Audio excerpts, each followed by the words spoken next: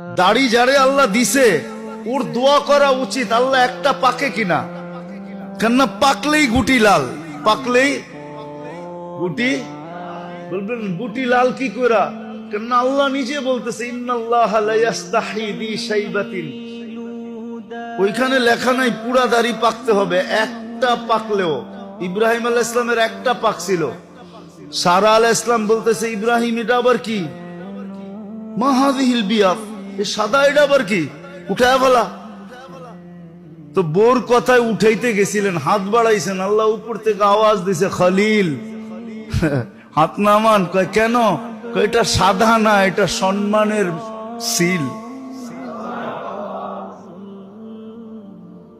তোমাকে সম্মানিত করার চিহ্ন দিলাম, চিহ্ন সাদাটা সম্মানিতের চিহ্ন। তো যার দাড়ি উঠছে ও তো কাটবে দূরের কথা, ও তো সারাদিন খতম পড়াবে, একটা পাকে কিনা। যদি কয় পাকে কি জন্য, পাকলেই তো গুটি লাল, আল্লাহ লজ্জা করবে শাস্তি দিতে, আর কি দরকার। আর জাগো সবডি পাইকা গেছে, ওগো তো কোনো কথাই নেই, ওগো তো ডেলি খুশির জন্য মানুষে ফুল দেওয়া দরকার।